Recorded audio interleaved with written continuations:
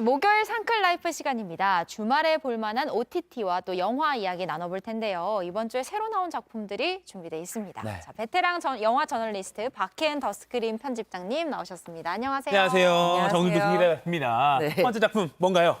택배 왔습니다. 이 얘기 들으면 이렇게 심장도 뛰면서 너무너무 설레요. 반가운 소리잖아요. 설레는데 자, 인류의 1%만 남은 미래의 한반도에서도 이 택배 기사님들이 최고입니다. 영상으로 먼저 만나보실게요. 네. 네.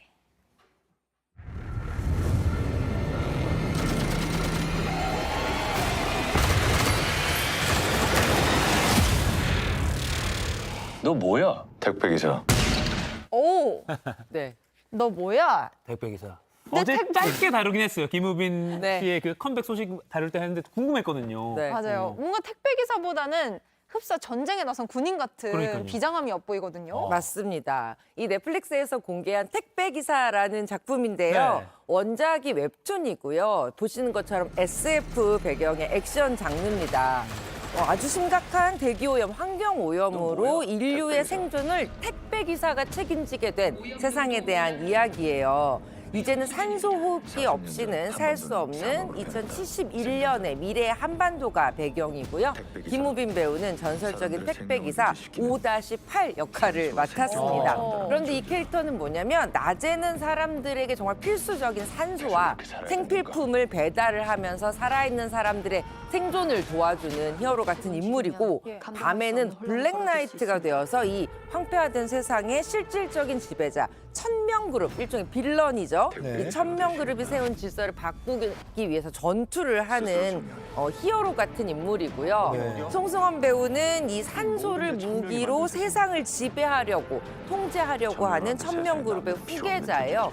모든 것이 이 천명이 만들었다. 그러니 우리에게 복종해야 된다, 대가를 치러야 된다라는 말도 서슴지 않는 인물입니다.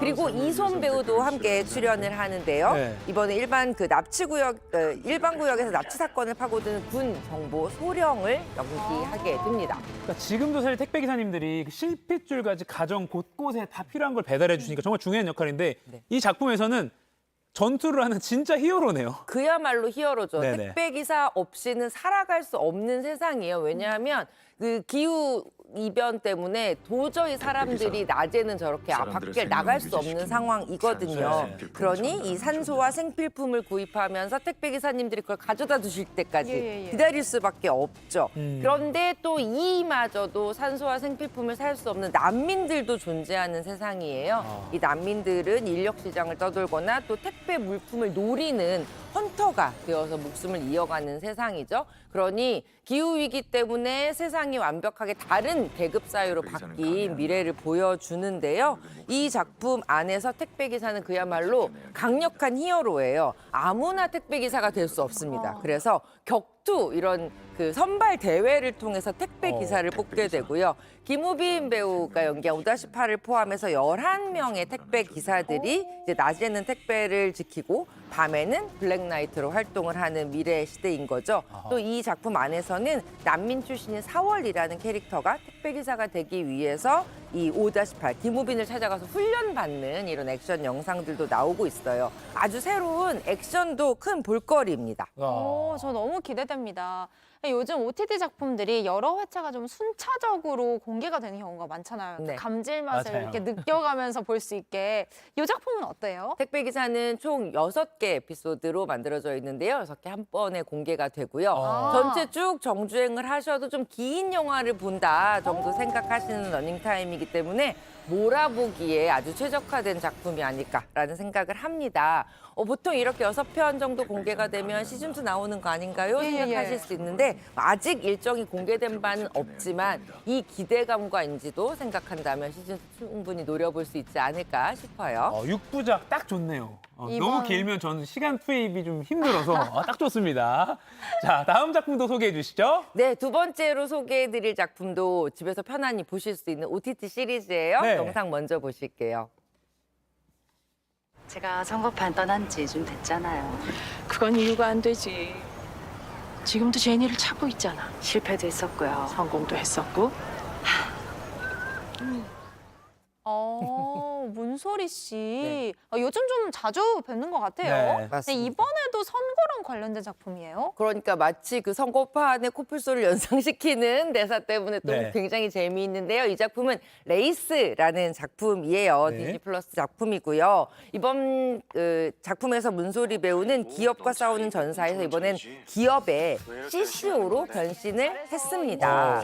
예, 4인 4색의 직장인의 이야기를 다루고 있는 K 오피스 드라마라고 말씀드릴 수 있어요. 문소리 배우는 이 작품에서는 PR 스페셜리스트 구희정이라는 캐릭터를 맡았는데 아까 그 선거판 떠난 지 오래됐잖아요. 이 얘기는 한국과 미국에서 PR 전문가로 일하면서 미국 대선 캠프에서 우와. 외국인 최초로 전략 커뮤니케이션을 담당했던 인물로 그야말로 홍보 분야의 입지전적인 캐릭터를 연기해서 나온 대사였고요. 그리고 함께 또 8년차 중소 홍보대 행사 직원에서 대기업 홍보실로 이직하게 된 이연희 배우도 나오고 있고요. 네. 또 워라벨 때문에 대기업에 입사했지만 사실은 전화 한 통만 받으면 언제라도 어디론가 달려가야 하는 홍보팀의 에이스 홍종현 배우도 있습니다. 네. 마지막으로는 직원들이 행복한 회사를 만들고 싶다는 이 경영 철학을 가지고 있는 중소 홍보 대행사의 CEO 정윤호 배우도 나옵니다. 정윤호 씨도 나오는군요. 네. 그러니까 아까 CCO라고 했으니까 그 중간에 C가 아마 커뮤니케이션? 맞습니다. 치프 커뮤니케이션 뭐 오피서일 것 같은데요. 아마 뭐 미생이나 아니면 우리 JTBC 드라마 뭐 대행사 대행사. 그런 느낌도 날 것 같고 역시나 이 직장인들의 비에 공감을 사겠네요. 그렇죠. 이 오피스 드라마의 아주 중요한 요소인데 네네. 대사들에서도 참 이 직장인들의 애환을 잘 담고 있는 작품이에요. 보시면 고개가 끄덕끄덕해지는 대사들이 많을 것 같아서 한 네. 장면 가지고 왔습니다. 만나보실게요. 형은 왜 홍보해? 먹고 살아야 되니까. 먹구멍이 포도청 뭐 이런 속담 알랑가 몰래. 먹고 살아야 되니까. 형은 왜 방송해? 전 재밌어서 합니다. 먹고 살아야 되는 게 아니라 제가 즐거워서 합니다. 네. 여러분. 네.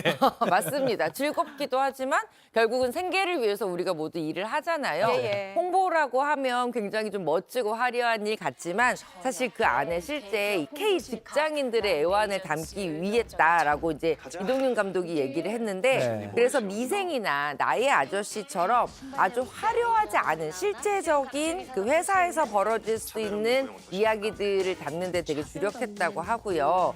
뭐가 다르냐고 한다면 이제 미생 같은 경우에서는 보편적으로 회사에서 일어나는 많은 일들이 위주지만 레이스는 확실히 홍보일하는 사람들, 홍보일이 무엇인지 좀 스페셜하게 보여주겠다라고 얘기를 하고 있습니다.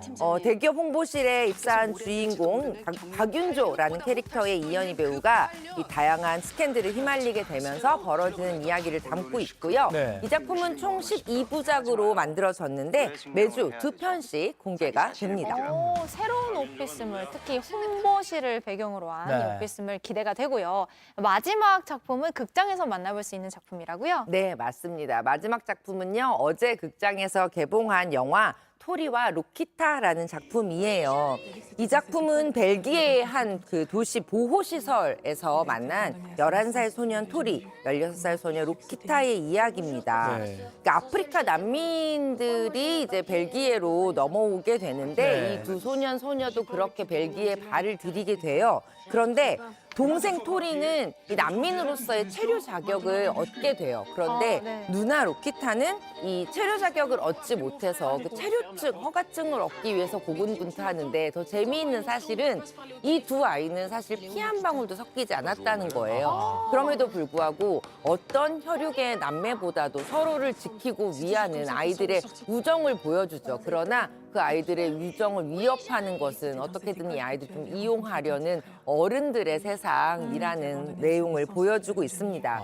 지난해 칸 국제영화제 75주년 특별 기념상을 받은 작품이고요. 우리나라에서는 얼마 전에 열렸었죠. 전주 국제영화제 개막작으로 상영됐던 작품이에요. 그러니까 아프리카에서 이제 벨기에로? 벨기에로 네. 넘어간 난민 어린이의 이야기군요. 그러니까 주제도 그렇고 아까 영화 질감도 그렇고 좀 다큐멘터리 영화, 다큐멘터리인가요? 그렇게 느끼실 수 네네네. 있을 텐데 사실 만들어진 영화 이야기예요. 다큐멘터리는 아닌데 네네. 이 다르덴 형제가 이 작품의 이 두 주인공을 지금까지 한 번도 연기한 적이 없는 그 신인 배우들을 캐스팅을 했습니다. 네. 그래서 더 진짜 현실처럼 찍게 됐는데요.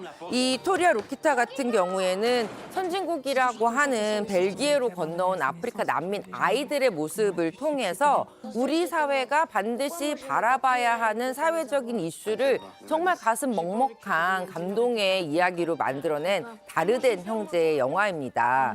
이 다르덴 형제가 이번에 전주국제영화제 개막작으로 작품이 선정이 되면서 한국을 방문을 했었는데 네. 굉장히 마음을 울리는 많은 이야기들을 남겨주셨어요. 이 영화의 두 주인공은 외국 아이들이잖아요. 한 사회에서도 아이들도 취약한데 외국에서 건너온 아이들은 더더욱 취약계층일 수밖에 없고 그리고 세상이 다른 외모를 가지고 있다고 해서 그 아이들의 부심을 또 오해하거나 그 아이들을 좀 더 위험에 몰아넣는 이런 현실에 대해서 같이 봤으면 좋겠다. 마지막으로 이 아이들의 친구가 되어주세요라는 이야기를 남겼는데 저는 그게 참 마음에 많이 남더라고요. 네. 영화를 보는 것으로 이 세상의 많은 이야기들을 배울 수도 있지만 전혀 몰랐던 사람과 또 친구가 될 수 있다는 것도 이 작품이 가지는 큰 의미인 것 같습니다. 네, 영화를 보는 또 다른 이유를 느낄 수 있는 작품일 것 같습니다. 두 편의 OTT 작품 그리고 어제 극장에서 개봉한 영화까지 잘 들었습니다. 네. 지금까지 박혜은 더 스크린 편집장이었습니다. 고맙습니다. 감사합니다. 고맙습니다.